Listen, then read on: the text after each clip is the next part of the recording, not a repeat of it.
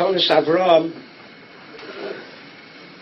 lists a list of 10 things that people should have been mechazik themselves during the terrible gzeros of the Shoah, Churban, Yadus, Europa.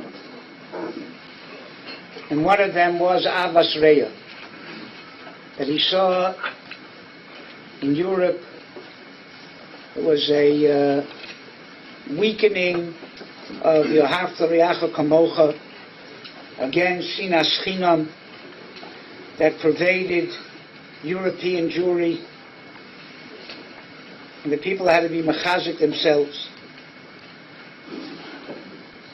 Vayesheni was nechrav because of Sinas Chinam, and this Kinna Yitei Roshi Mayim will correspond to that Churban Vayesheni and Sinas Chinam. The truth is that we are craving the Geula, but as we say in Birchas HaChodesh, Yishasa Nisim Lavosenu, V'goal Osam Me'avdus L'cherus, V'yigal Osam L'bekoro V'kabetz Nidochenu Me'arba Kantos Ha'oretz, Chaverin Kol Yisrael V'nomar Amen. What's that Chaverin Kol Yisrael? So Svarim say that if the Rebbeinu Shalom is going to bring Jews from all over the world together, and we're not Chaverin, then we'll end up killing each other. It's a story in Shevet Yehuda from Shlomo ibn Virga, Rishon. It's a history book that has to do with the Gzeros around the expulsion from Spain. So he records there were 2 Portuguese kings, and one of them told his friend that he wanted to destroy the Jews in his province. The other king said, I don't think it's a good idea. History has shown whoever starts up with the Jews doesn't end up too well. But I have an answer. You want to get rid of them? I'll tell you what to do. Put them all on an island alone and tell them they have to pick leaders. They'll kill each other out. You won't have to touch them. It's an unfortunate truth. Whether it's political leaders, whether it's Torah leaders, unfortunately, people kill each other. Whether it's killing them physically or killing them by halbonis panim, by insulting or whatever. We're a people who are difficult.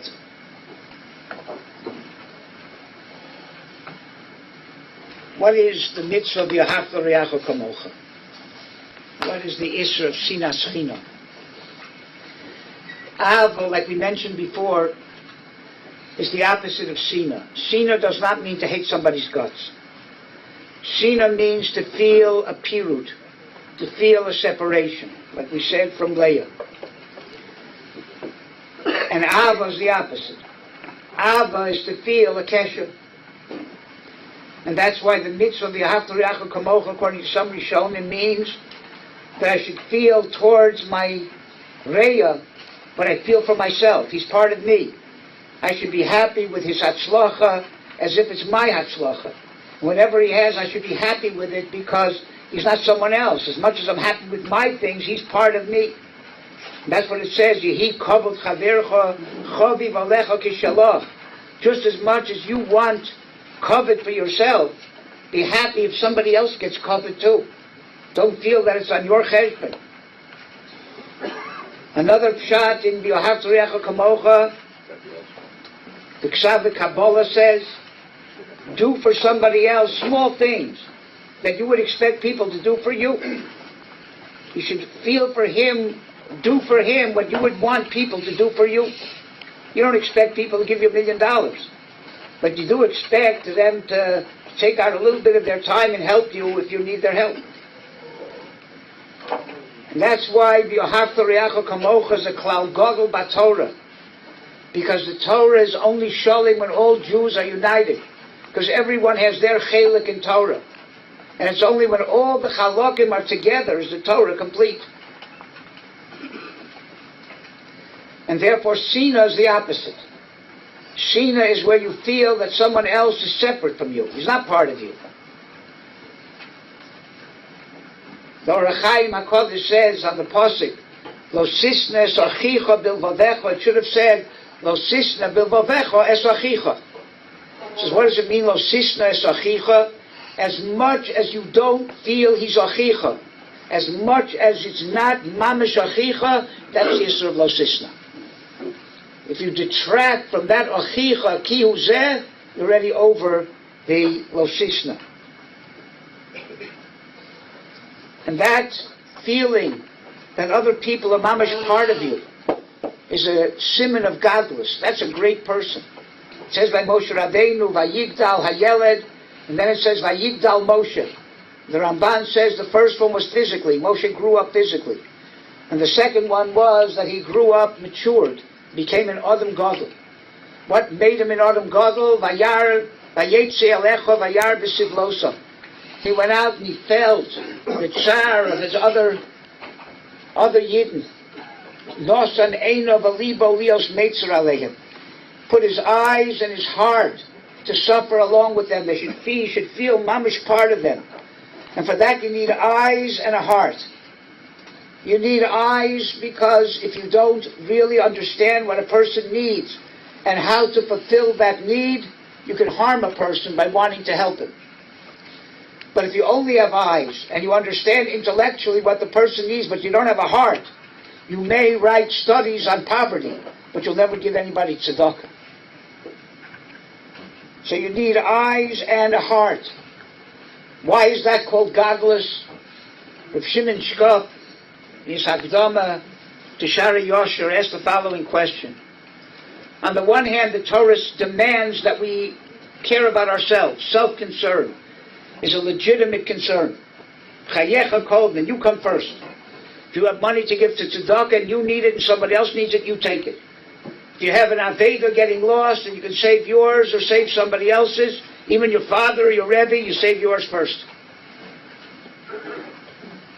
So a person has to be concerned about himself.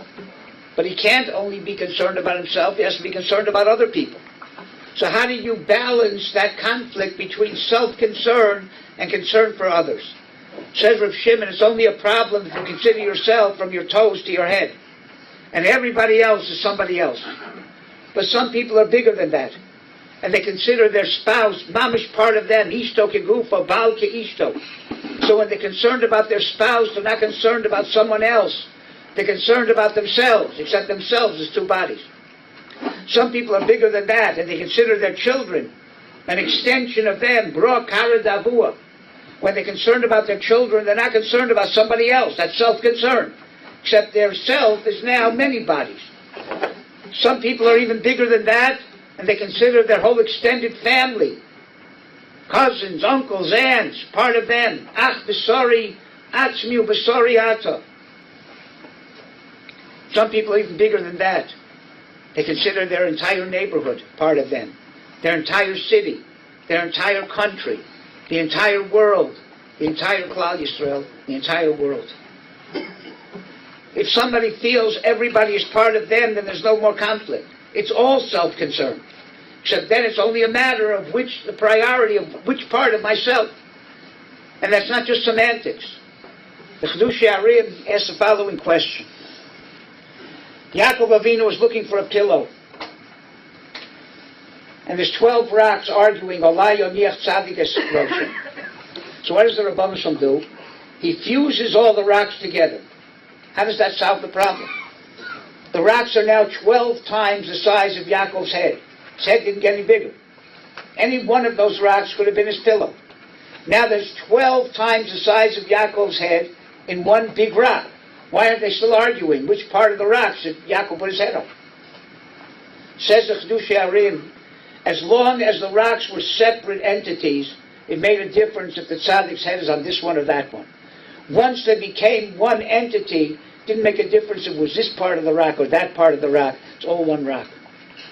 If it's you and everybody else out there, then it's a conflict between self-concern and concern for others. When everybody is one, then it's a much lesser conflict, because then it's just a matter of priority, which part of me right now is more important and not me and them.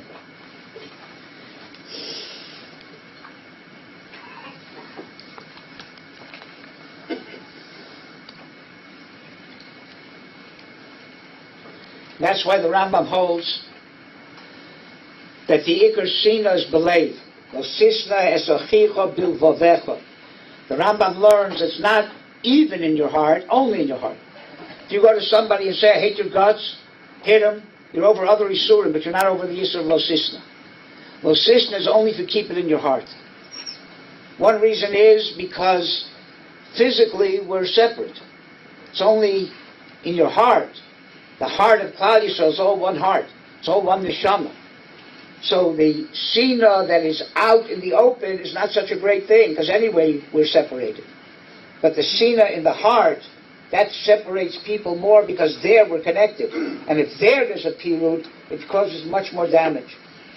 Another reason is that if you hate somebody and you let them know, they can either apologize or they can, give you an excuse. But if they don't know, you don't tell them, they have no chance of either apologizing or letting you know maybe you made a mistake. Another reason is that if you hate somebody in your heart and you don't let him know, then he thinks you're his friend. And he doesn't know how to protect himself from you, that he wouldn't say things or do things in front of you if he knew he was his enemy. But he thinks you're his friend, he's not careful not to do things that he wouldn't do in front of an enemy. They say that that's what David HaMelech said. Hashem li ba'ozroi, v'ani erev v'sonoi. Those people I know that hate me, I can take care of. But the Ozrai, the people who help me, who are really my enemies, they're a bonus, so I need your help with those kind of people. And also, the Iker Sina is in the heart, and if you don't ventilate it, you don't bring it out, you don't express it, it just festers and gets worse and worse. Once you tell somebody you hate them less, because you got it out of your system. The whole Inyan of Bayis Sheni was Kedushas Yisrael, the Maral says. The first Beis HaMikdash was Kedushas HaShechina. In the second Beis HaMikdash there wasn't Shechina, at least not to the level of the first. So what was the cement that held the second Beis HaMikdash together? Achdus of Yisrael. Klal Yisrael. That was second Beis HaMikdash. And therefore the Siba of the Churban of second Beis HaMikdash was Sinas Chinam, when that cement broke apart. And that's what the Gemara says, Akamtso bar Kamtso nechav Yerushalayim. So Maharal asks, what did poor Kamtso have to do with this? The guy had a friend named Kamtso and an enemy named Bar Kamtso. He sent a shliach to invite Kamtso, his friend, to the party, and he made a mistake and he invited Bar Kamtso. And from there the whole Maisa came. So why say Akamtso bar Kamtso? A Bar Kamtso nechav Yerushalayim. Kamtso didn't do anything. He wasn't even get to the party even. Says the Maharal, the problem of Sinas Chinam is that people have cliques. They get friends in order to be against somebody else. That's the reason. Everybody has their little clique, right? Of people who are similar to them, and they hang around with these people in order to separate themselves from other people. So the fact there was a Kamtso who was this guy's friend, and Bedavka not Bar Kamtso, that in itself was part of the Churban. Part of the Churban was that people didn't feel a connection to everybody. They only felt a connection to people who were similar to them.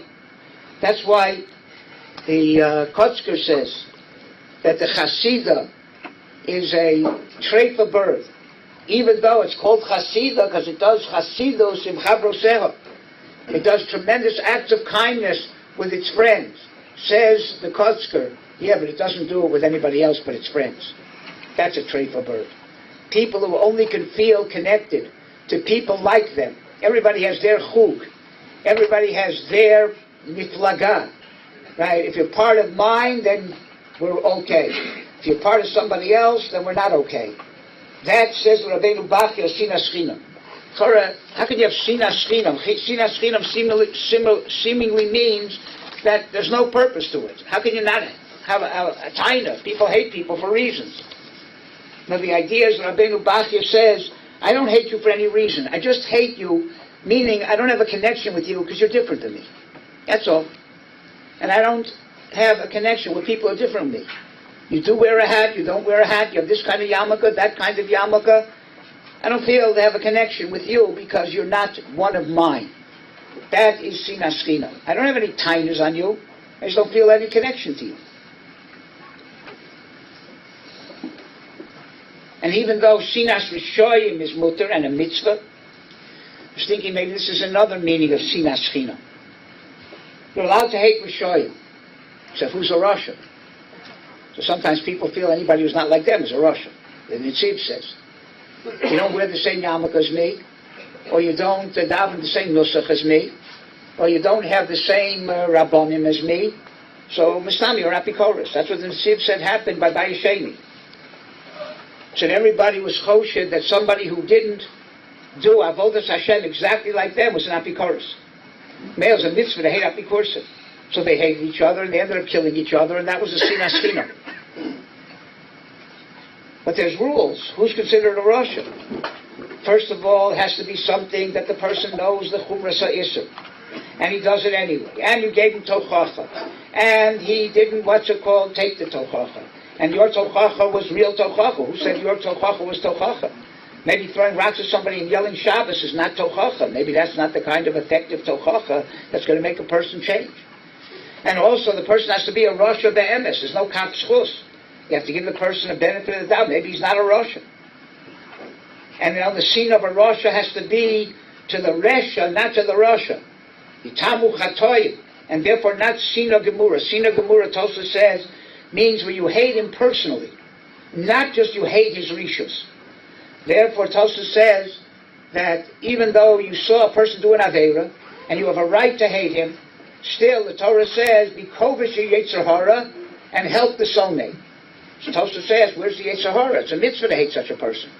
He says, no, since you hate him, Menela kamayim ponim al ponim, he hates you, because you hate him. But now you hate him not just because he's a Rosh, you hate him because he hates you. That's a personal sina. That's already yetzer hara. That's already not, that's sina gemura. That's not the kind of sina that's mutter. So it could be that sina schina means that. You thought that you have a sina that is warranted. You hate this guy because he's a Rasha. But you don't follow according to all of the details of the halacha, what constitutes a Rasha that you're allowed to hate. So it comes out your sina was schina schina. It was for nothing. You thought it was a mitzvah and a chova. And in the end, it turned out to be chinom, turned out to be totally baseless. Thinking that's what it says. The birkas haminim, biyavne tiknuha. When they made a bracha and Shmoneh Esrei to curse Rishoyim, the bracha was necessary. And it's part of Shmoneh Esrei. It's a bracha and Shmoneh Esrei. Who did they ask to compose that bracha? So the Gemara says they could only find one person fit to make that bracha, to compose it, was Shmuel HaKotten. Why Shmuel HaKotten? So many say the same idea. Shmuel HaKotten said in Pirkei Avos, Binfol Oyidcha al Tismach. He quoted a pasuk in Mishlei. So what was the big deal that Shmuel HaKotten could quote a pasuk in Mishlei? So they say that it wasn't that he just said it. He lived that pasuk. Binfol Oyivcha Shmuel HaKotten Omer. Shmuel HaKotten, with the whole fiber of his being, said Binfol Oyivcha al Tismach. And therefore only Shmuel HaKotten could make a bracha where there was no personal animosity. It was all kula l'shem shamayim. That sina is okay. But if there's any personal inyan, then already it's not, it's sinas china. Also the Rabbi Yaakov Emden says on that Gemara, that Birkas Haminim b'Yavne Tiknua, he says Yavne is Rashi Tevos. Yayin b'Somim Ner Havdalah. For what in the world does the Seder of Havdalah have to do with Birkas Haminim? I was thinking two ideas. One is that yes, there's a mitzvah to hate B'Shoyim and to separate yourself from them. But that's not the first line of action. First, try to be mashpi on the person. Be mashpi on a person could be Gogol Lagimo. Sit down, make a l'chaim with him. Sit down, drink some wine. Right? That's a good way of having a chibur with a person and trying to be mashpi on him. If that doesn't work, then besamim. Wine, you sit down and drink together. Besamim, you could pass it down to the other end of the table. So be marachik him a little bit, but try to be makaret him like besamim. If that doesn't work, then try the nair. Nair can be at the other end of the room completely. Be marachik, but still try. If after the yayin, besamim, and nair doesn't work, then havdalah, then separate yourself. Then there's birkas hamina.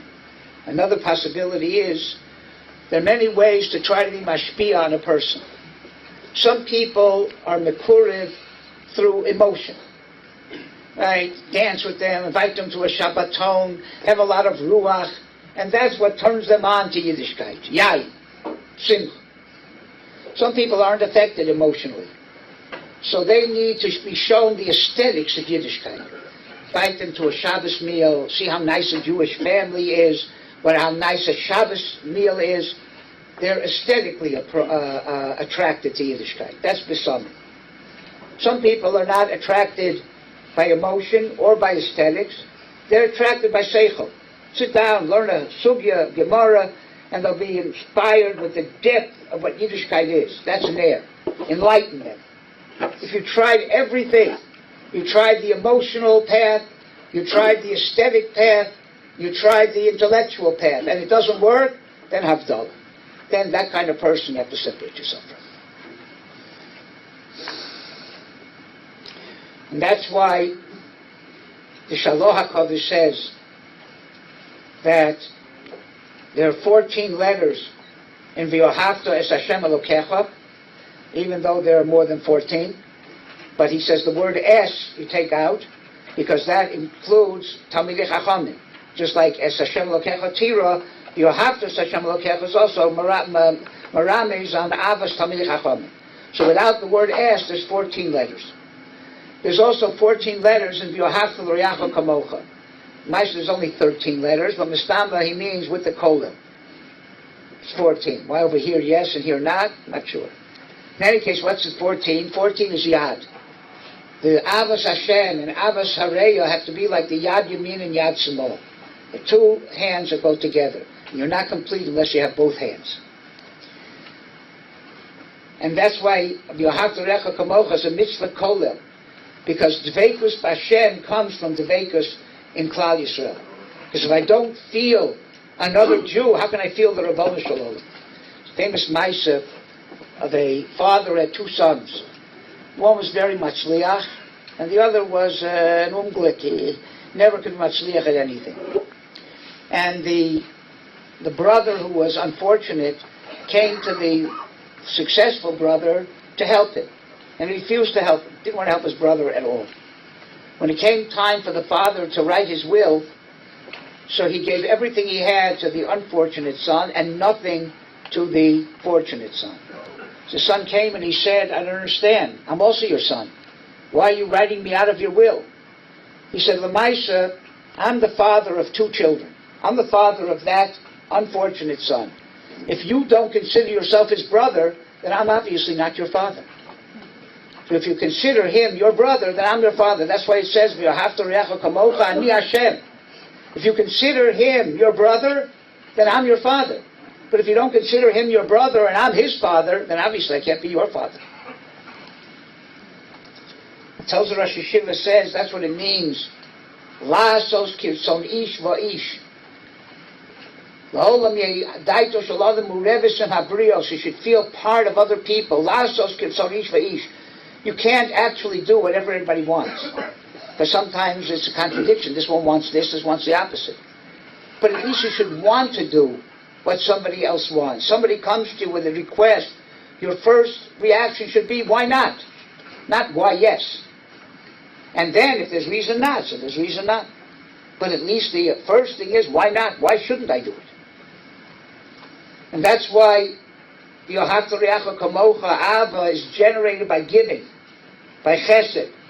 Because if I can focus in on something more than just me, I can feel somebody else's means. That's what Ava is.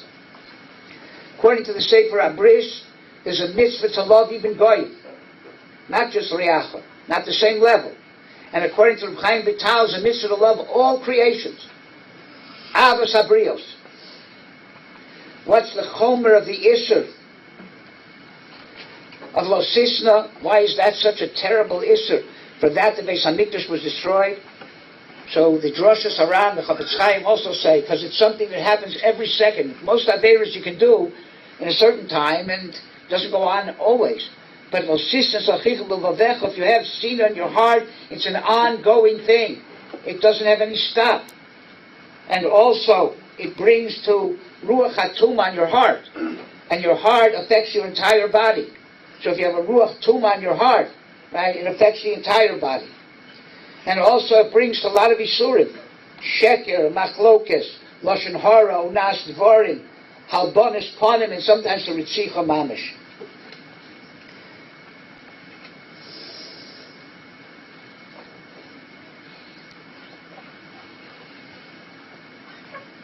Now my friend, say for Why We Weep,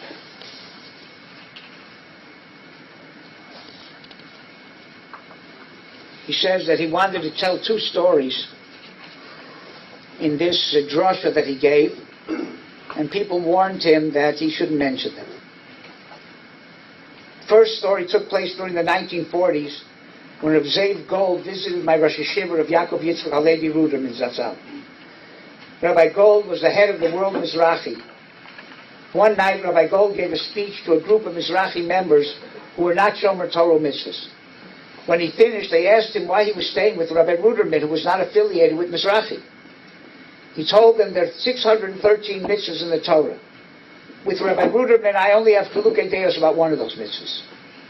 With you people, I disagree on dozens and dozens of mitzvahs. Isn't that a special story? Rabbi Fran said, you can agree with someone about 612 mitzvahs, 610 mitzvahs, 600 mitzvahs. But basically you agree with that person. So why do we let the things that separate us be the ikr when you can argue? On the other hand, you see that there's so much that we have in common. The second story is about Rav Yosef Chaim Sonnenfeld and Rav Kook, who had profound differences of opinion, to say the least, but nevertheless traveled together to the kibbutzim and moshavot in Eretz Israel to try to influence the irreligious people. Despite the intensity, this is from the Ish HaLachoma, despite the intensity of the clash between Rav Yosef Chaim and Rav Kook, the dispute never invaded the personal realm, and each demonstrated high regard for the other. Even at the height of the dispute, whenever the two would meet at a bris or a wedding, they would engage in friendly conversation, taking no pains to hide their mutual esteem. But when I told people that I was planning to include these stories in my drasha, they warned me to desist. Why? Because people will take the wrong message.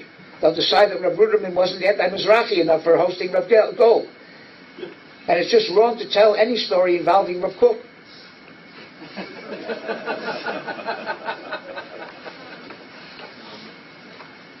If you disagree with someone on one issue, then they're worthy of contempt, and you can't even tell a story about them. That's how bad it is. Says another reason. He says, how do you misakin this? Get to know the other person. Get to know what they really hold. You may disagree with them in many areas, but there's so many things that Frum Yidden have in common. Concentrate on those common areas. And secondly, he said, we live in a world where we're under constant attack. The Frum community of all different shapes and sizes and colors is under the same attack. In a war, you try to gain as many comrades as you can to be on your side. Right? So if you understand that we're all being attacked the same way, look at the things that unite us that other people see and are against us or whatever, and try to focus in on the fact that we're all in the same boat together.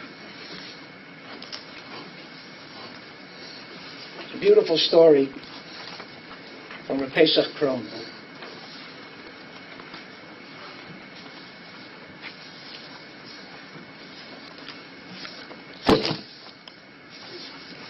A similar one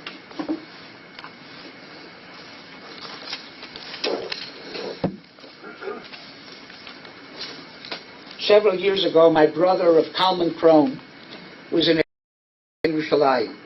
The driver was not wearing a yarmulke, and he barely grunted, obviously an observant Jew. There was a stony silence in the taxi as the driver wound through the narrow side streets at breakneck speed. Finally, my brother broke the silence and said in Hebrew, "Anachnu achim," we are brothers.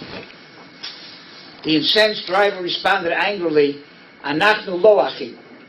Ata dati v'ani lo dati." My brother turned to the driver and said softly, "My Rebbe taught me that those who are dati and those who are not dati are brothers." The driver looked sideways at my brother and asked disdainfully, "Who's your Rebbe?" My brother replied delicately, "Adolf Hitler." The driver whirled to face my brother as his mouth drooped open. He actually lost control of the car for an instant as it swerved toward a parked car before he regained control. For a long moment he was quiet. Then he pulled over and stopped the car. He turned to my brother and said, "You're 1 in a million." "No," my brother replied, taking the driver's hand. "We are 2 in a million, because achim anachnu." It's a similar story.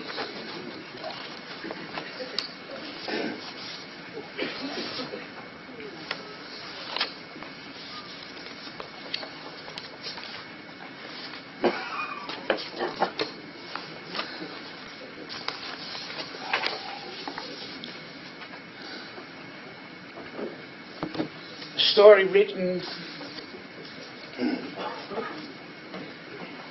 by a yeshiva bocher called Nachum. Nachum called his friends together to watch a skit he had prepared. As a bocher, Moshe Shapiro was friendly with Nachum and came to watch his performance that night. He has since retold its poignant plot. A secular man perished in the Holocaust, and when his neshama ascended to Shemayim, the Beis Shamala asked him, "What do you expect to receive here?" The man answered, "I heard from my friends that there's a desirable place called Gan Eden. That's what I would like to receive. We must first ask you a series of questions before we allow you entry. Did you keep Shabbos?" inquired the voice. The man answered truthfully, "No, I did not." "Did you don tefillin?" "No, I did not." "Did you keep kosher?" Once again, the man replied in the negative. "Did you fast on Yom Kippur?" asked the voice. "No." "Did you eat matzah on Pesach?" "No," answered the man again. "I did not practice any mitzvahs at all because I came from an assimilated family and had no exposure to the laws of the Torah. Still, I request to be admitted into Gan Eden." Gan Eden is reserved for those people who subscribe to the lifestyle that was dictated to the Jewish people on Har Sinai, explained the voice. "What makes you think that you are deserving of Gan Eden?" "Because I'm a Jew," he insisted. "But how do you expect to go to Gan Eden if you didn't learn Torah or keep any of the mitzvahs?" argued the voice. "It's true that I didn't learn Torah or keep the mitzvahs," stated the man firmly. "But if it was good enough for Hitler that I was a Jew, then why isn't it good enough for you?" The Bochum gasped as a powerful argument had indeed been made. The audience listened to the commotion that followed as the heavenly court convened and debated the departed man's status. After a few moments, a decision was finally reached. Nachum banged the gavel and announced the verdict. Halacha ke Hitler. The law follows Hitler. The non-observant Jew who had perished in the Holocaust was permitted entry into Gan Eden.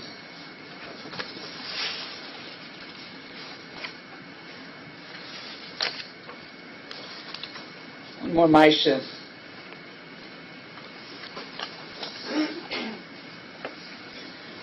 Rosh Zelig Rubenstein, Zecher Tzadik Livrocha, told over the following Maisa. A secular Israeli university professor was waiting to board a flight in Rome airport. Sitting nearby was a religious Jew whose face seemed vaguely familiar. After searching his memory, the professor finally realized who he was. The scarlet-looking bearded gentleman was none other than Rav Yosef Shlomo Kahaneman, the famed Ponevezh HaRav. The professor recognized him from his picture, which was often featured in the secular newspapers because of his prominent role in Israeli politics. Reflecting on the encounter, the secular professor admitted in his memoir they had seen the Ponevezh HaRav in Israel. He would never have contemplated approaching him and would have simply walked the other way. But there in Rome, so far away from home, it was reassuring to see a fellow Jew. The professor of Ponevezh HaRav extended his hand and greeted him with Shalom Aleichem. Shaking the stranger's hand, the Rav looked at the bareheaded man and asked, "Are you Jewish?" When the professor nodded his head in the affirmative, the Ponevezh HaRav wrapped his arms around him and hugged him warmly. Completely estranged from Judaism, the professor felt uncomfortable at the thought that a personage such as holy as the Ponevezh HaRav had deemed him worthy of his embrace. In HaRav Yodea Esa Posheani Lo Haya Mechabek Menashek Osi. after hearing those words, the Rav embraced him a second time and said, "Im hayisi odea eicha kodesh baruch hu ohel wosk afilu she'ata posheya lo hayisu posheya kol kach." If you only knew how much Hashem loves you, despite the fact that you're a sinner, you wouldn't sin so much. When the professor recorded this story, he wrote, "I can't say that after this story I became a Baal Tshuva, but I did begin to put more thought into my life, and I tried to start improving my ways." So, in Yus Hashem, if we work, one last nice here, Marshall. HaRav Tzaddik Rav Shmelka in Nikolsburg, an Oni who uses only klicheres. So he makes distinctions between broken klicheres, good klicheres, or whatever. A big kli is better than a small kli, or whatever. An Osher who uses gold and silver, when it comes to klicheres, he doesn't make any distinctions. He says if one would see the Osher, right, with a room full of klicheres, right, he'll make a bittul. They're all nothing to him. Kach Omer of Shmelka. Gam anu modidim esatzmeinu b'chilukei dargos. Everybody, this one's greater, this one's lesser, whatever. This one knows more, knows less. Zet tzadik gadol, zet pachos malasom. Aval HaKadosh Baruch Hu hasholim b'chol minei hashleimus. Kulanu klicheres beinav. We're all like klicheres. So he doesn't make any distinctions. We make the distinctions. We're all klicheres, so it makes a difference which kind of klicheres. But by the Rabban Shalom, he is an Osher who has only gold and silver. When he looks at klicheres, doesn't make any distinctions. Mishum kach nemra v'yahavta recha kamocha ani Hashem. Mikivan shani Hashem. B'kulam shavim be'enai. L'chein atah mitzvah l'kayim v'yahavta recha kamocha l'lo kol hevdel. If we work on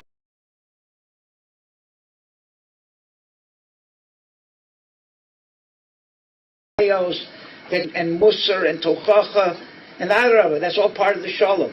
But that doesn't take away from the things we have in common. Feel a commonality, even though you have areas that you have to make chilukin or whatever. Make the ikr, the fact that we're all in the same boat. We're all attacked by the world as from Jews and as Jews in general. And that should make it enough to have a connection, to feel that connection, and that in itself takes away the sinas tina. So we'll say these two kinnos now.